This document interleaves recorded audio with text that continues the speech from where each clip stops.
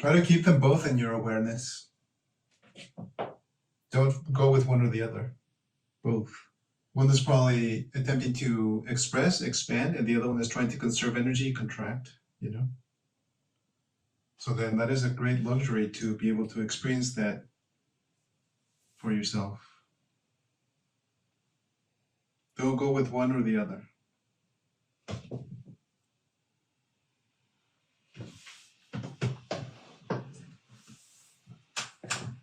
You remain there without falling into one or the other, and then you're the one who is aware of your experience, literally.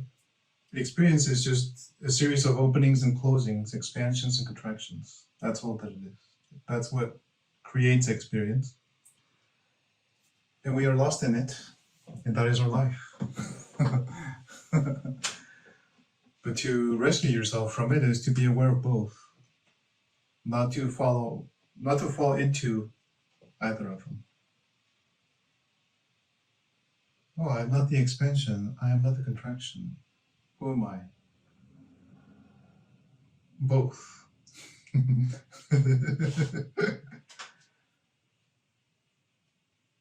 A paradoxical contradiction. And as the more you are able to stay with your intention, your attention, in the space between the contraction and the expansion, the interval appears to grow relative to your subjective perspective. It appears to grow and grow and grow. And then I can be there. Whereas before, they're so close that there's no place for you to be there to witness them. You're squeezed out of it, like literally squeezed out. You know, like so tight that you begin to tease them apart. This requires a lot of energy. The energy of attention,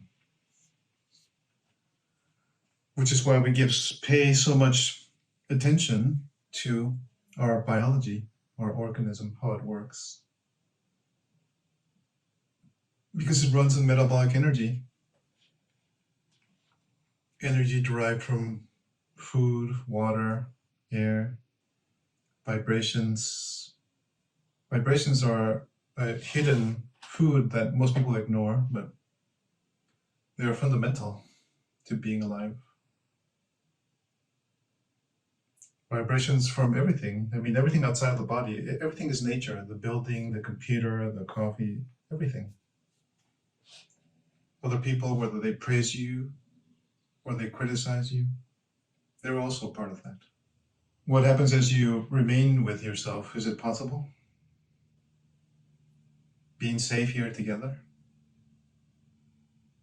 Yes. What happens then? Well, now I'm just feeling now, like, now I'm feeling sensation on both sides, but I'm not feeling one more than the other. It just seems to be becoming more alive. Then I'm noticing also, like, around my lower dantian, the energy there, and that I would realize there was some contraction there. And explain for us that do not practice Qigong what you mean by that. The lower dantian? Yes. Just the, what would you call it? The abdomen area around the belly. What do you experience there? When I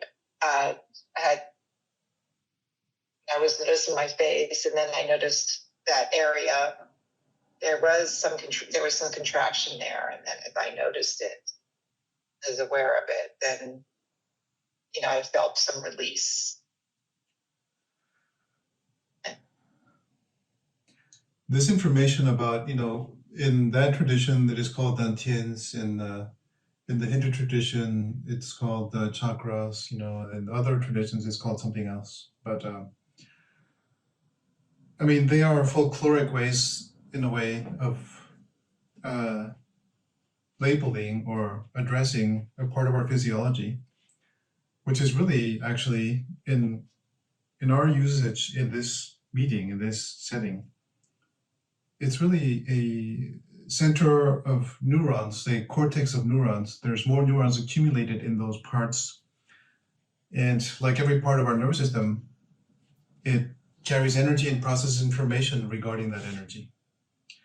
So the lower abdomen, when you say the lower dantian, it corresponds usually to the deeper parts of the autonomic nervous system, you know, the gut, where there's the enteric nervous system. It's been known for quite a while.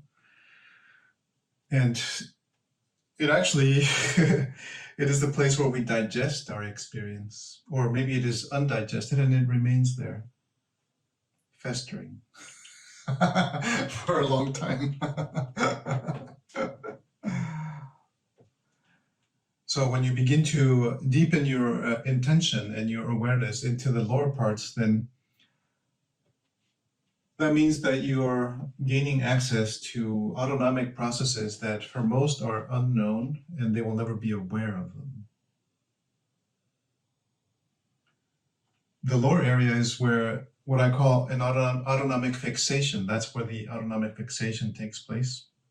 It is implicit. It never really comes into awareness explicitly, like in your face, you're smiling, and there's something is becoming explicit.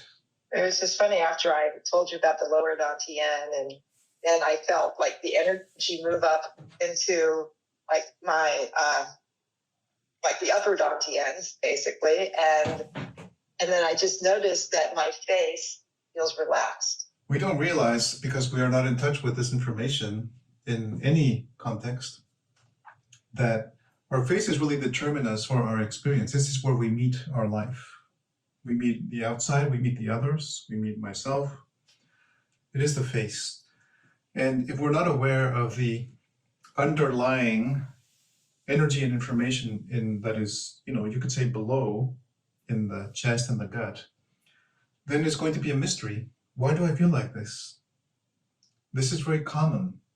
Right? We're trying to understand our experience. So I'm feeling something, but I don't know what it is. I can't make sense of it because we don't have access to the computer in the chest. It's a neural center that processes affect, how I feel about myself. And that relies on information below it. Information about survival, basically, aliveness, safety.